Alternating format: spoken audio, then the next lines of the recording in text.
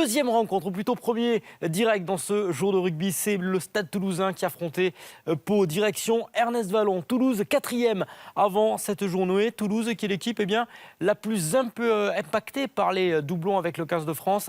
7 joueurs sont actuellement avec les Bleus. Ils n'étaient pas sur la pelouse aujourd'hui. Philippe Fleiss, malgré cela, on peut le dire, Toulouse qualifié pour les quarts de finale de la Coupe d'Europe. Toulouse aligné aujourd'hui une équipe très compétitive.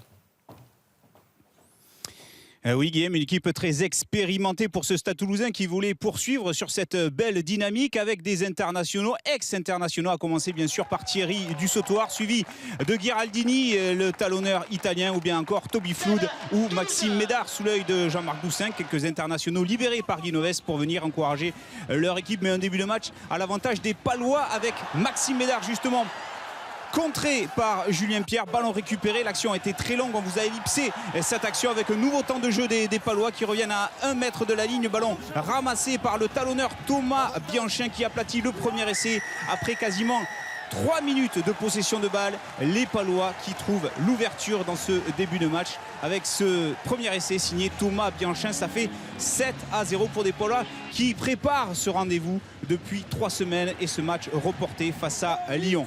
La réaction du Stade Toulousain avec la prise de balle et le ballon porté, le Moll qui s'organise, les Toulousains qui reviennent, qui appuient pour faire mal à cette défense paloise. Le ballon qui va sortir pour Marquez, l'ancien demi de mêlée de Pau qui propulse Thierry Dussautoir, et pour essayer d'aplatir ce premier essai, la réaction du Stade Toulousain, mais Monsieur Descotes va faire appel à la vidéo et sur ce ralenti, difficile de se faire une idée. En tout cas, Monsieur Descotes va refuser cet essai. Et on en reste toujours à ce score de 7-0 en faveur des Toulousains qui essayent d'emballer ce match.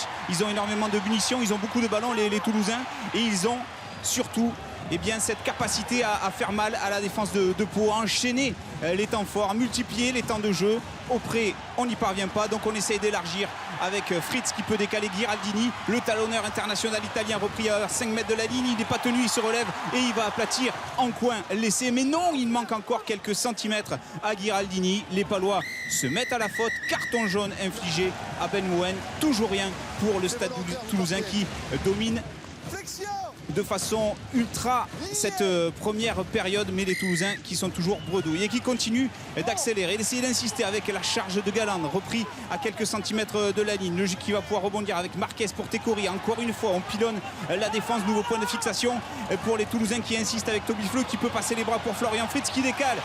Paul Pérez, enfin l'essai du Stade Toulousain après cette période de domination.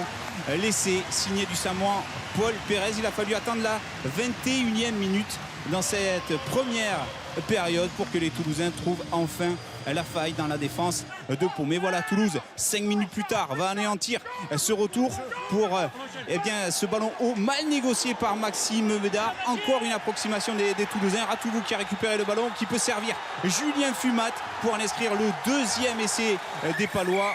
Un énorme opportunisme de la part des Palois et un retour à la compétition salué pour l'ancien capitaine palois Julien Fumat, absent depuis le mois de mai dernier. Première titularisation pour lui et déjà le deuxième essai pour Pau qui mène 14-7 puis 17-7. C'est le score à la mi-temps avec une nouvelle pénalité de Colin Sled. Une première mi-temps avec un énorme rythme, 20 minutes de temps de jeu effectif, presque le niveau international.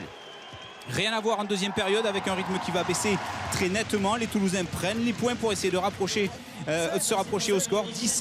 17-10 en faveur de Pau lorsque les Toulousains font entrer Yacouba Camara. Lui aussi retour à la compétition après sa blessure au genou. 9 mois d'arrêt pour le troisième ligne international qui retrouvait donc la compétition. Énormément d'intensité dans ce match à l'image de Thierry Dussautoir qui vient stopper Colin Sled.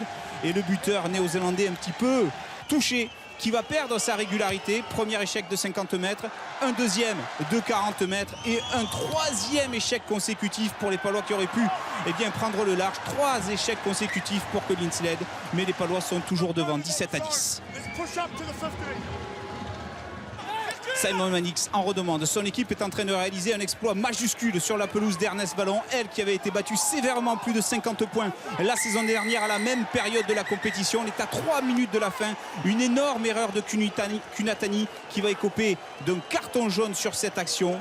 À 3 minutes de la fin du match, Hugo Mola a bien compris que son équipe ne pourrait pas s'imposer à domicile, d'autant que Colin Sled ne tremble pas pour offrir 3 points supplémentaires et un succès 20-10 des Palois. Pau prend sa revanche du match aller, 4e succès consécutif pour les Palois qui peuvent, avec un match en retard face à Lyon, rêver, pourquoi pas, de qualification. La belle opération de la section paloise, on va le voir pour les Palois, des raisons d'y croire en raison du calendrier dans les prochaines semaines. Un match en retard, souvenez-vous le match contre Lyon qui a été reporté il y a quelques semaines, la réception de Grenoble et un déplacement sur la pelouse de Bayonne. De quoi donner des ambitions aux 3/4 centre, Julien Fumat.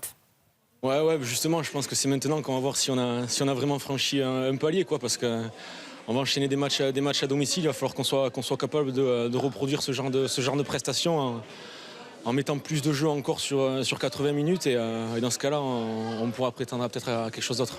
Julien Fumat avec Christophe Midouget. Les Toulousains de leur côté, Philippe, on sait qu'ils ont laissé beaucoup d'énergie la semaine dernière en Coupe d'Europe. Il manquait les 7 internationaux. Quelles raisons ont-ils évoquées ce soir dans les vestiaires ? Ouais, c'est vrai que c'est une énorme désillusion pour le Stade Toulousain. 2e défaite de la saison à domicile après celle encaissée en début de saison justement face à Toulon. Toulouse qui est resté sur 3 succès lors des 4 derniers matchs pour les hommes d'Hugo Mola. Eh bien c'est vrai qu'avec ce quart de finale en poche, ils espéraient mieux. Beaucoup trop d'approximations dans ce match. Un manque criant d'efficacité. Bref, les bénéfices du succès au Stade français sont envolés. L'absence des internationaux n'est pas une excuse. C'est une défaite en forme de rappel pour le capitaine Thierry Dussautoir au micro de Christophe Midouget. Enfin bon, ce match-là, il nous montre quand même qu'au